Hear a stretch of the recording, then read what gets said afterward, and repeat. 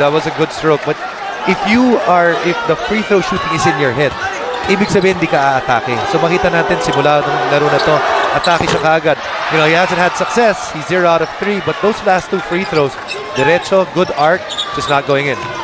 Well, he won't change the game obviously dahil yun ang nilalaro talaga nito si Marcus Blakeley ang kanyang atake. Samantala, yung pukol sa labas naman ni JV Casio misses. But Alaska Aces retaining possession after the tap out.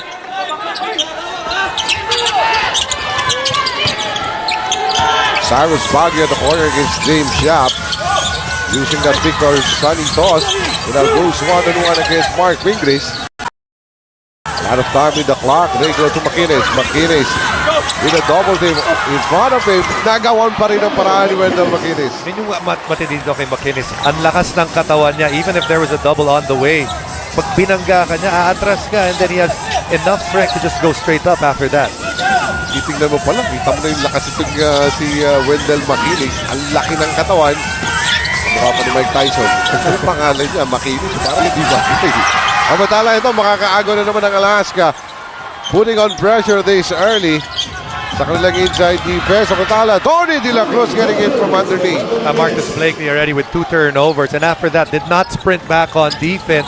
That really left a gaping hole on the defense of San Mig COFEE. Alaska taking full advantage. In this first quarter, San Mig COFEE really pounding it inside. Not really much success in that. Although ito, pupunta kay Mark Pingris, kay Marcus Blakeley. You know, and that's just good movement away from the basketball on the part of San Mig COFEE. Every time there's a post player that nakakuha ng bola sa San Mig COFEE, it almost feels like out. Then really almost protecting the paint. That's humihelp na sila na maaga. A lot of pressure sa point guard ngayon. Doon nakawala ito si Cyrus Baguio. Hang time niya. Mintes on the rebound play to be Mark Baroka.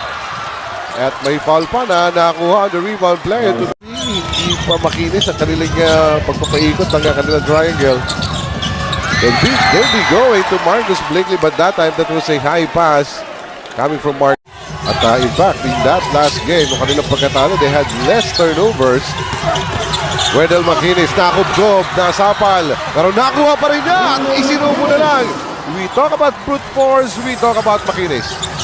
Gets there in the paint, and then pag buwe-buwelo siya, bababangga ka dahil the paint. Pero ang lalim yun ng pinanggalingan ng offensive rebound niya na yun. The matter, he occupies space and has weight. They go back to Wendell. Wendell against Mark Pingris. This has been a matchup. Yung kanyang pasa, Cyrus Baguio was forced to pass out.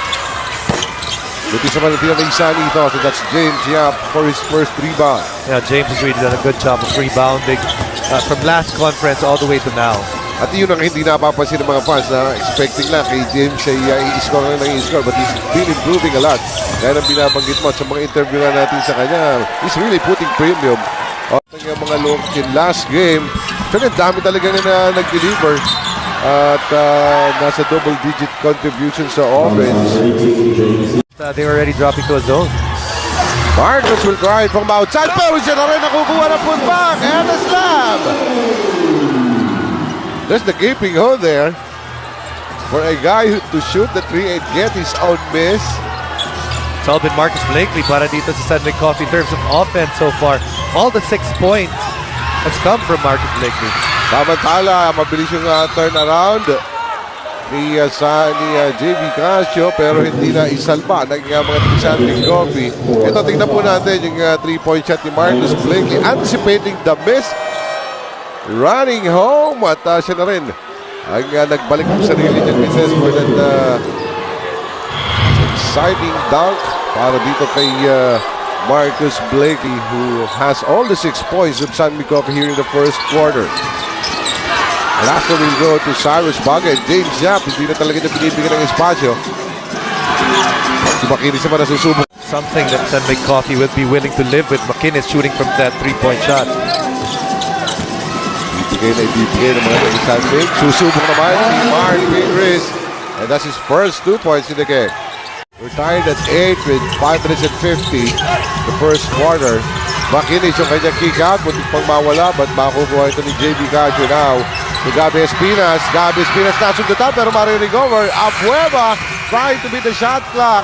Pero walang tinamaan yun. Makuha ni Maliksi. Now they go to Baroka.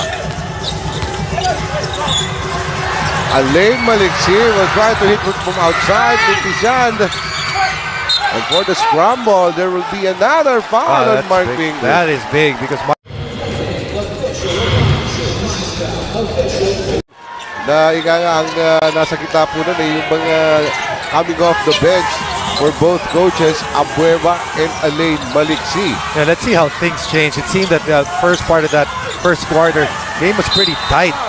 Players were pretty tight and not really a lot of secretly, and he can't be caught up with that. Kanina dumating siya ng 3 p.m. para mag-practice ng kanyang shooting at ipinangako na babawi siya pagdating din sa ibang aspeto ng kanyang mahusay na depensa. Balik sa inyo?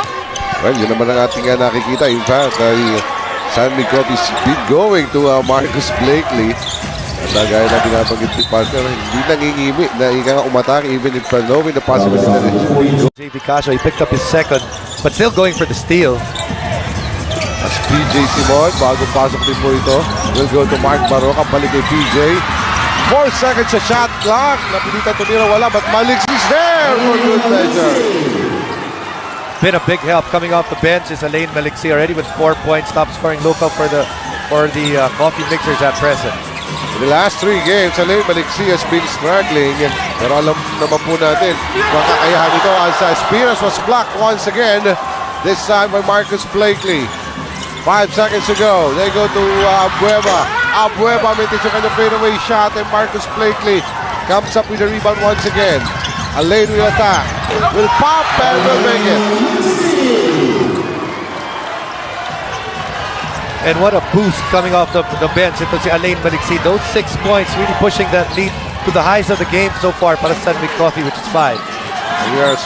We're expecting a hot Alain Maliksi tonight in their loss last Wednesday. 49 ang ating score ngayon. The momentum is still with San Miguel Coffee. Alain Maliksi has been doing a lot of damage, partner. As we reminded our viewers, last time out, that was a 30-21 first quarter. We don't expect the same here. Right now, because you look at the quarter, only 3 minutes ago, we only got 14 para sa San Miguel Coffee. Only 9 para sa Aces.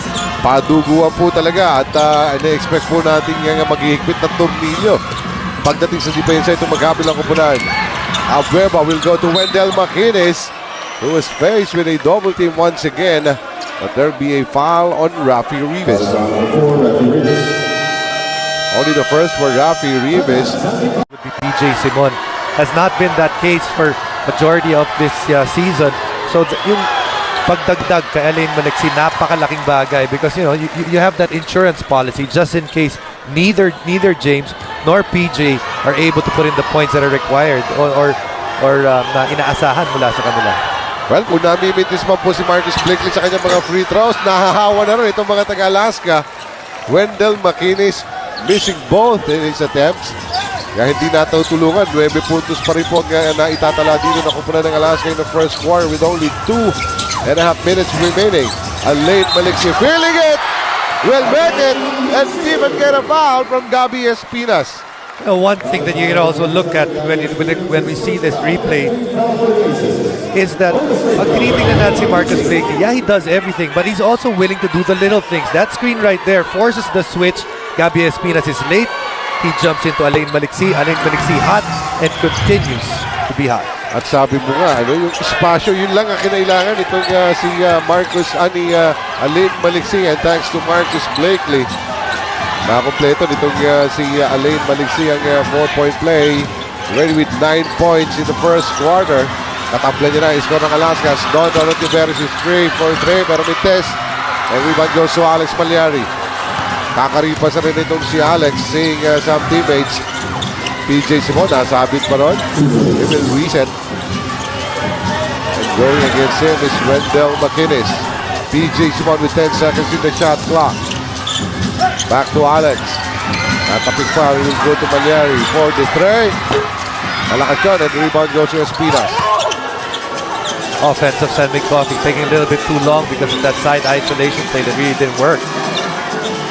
McInnes bothered by the double team. Tinitingnan pa niya kung sino tumama sa kanya. But he says, Gabi Espinas will attack! Challenging Rafi Rivas. nagkasabitan doon and the foul will be charged against Rafi for his hello. Ito po yung atake ni Gabi Espinas. Sinalubong. Anong buwan na ngayon ng September? Mag-October na. Nagkakapanahon pa ng Chico. Binigyan ng Chico.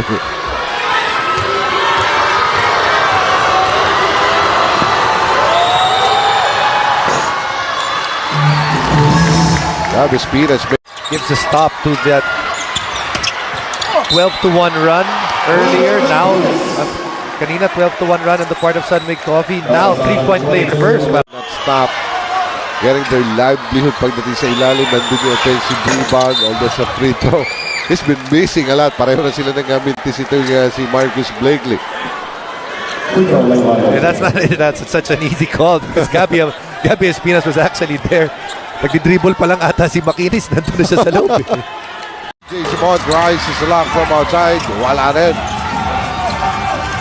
RJ Yasul now want the point for Alaska. Ibahan muli. Ito si Wendell Makinis. Makinis now against Joe. The advance. Pupuwersa ito pero mas mapuwersa ang sapa nito si Marcus Blakeley. Joe advance with the recovery. Siya magbababa. Atake. There was contact and foul on Abueva. Tignan po natin ito.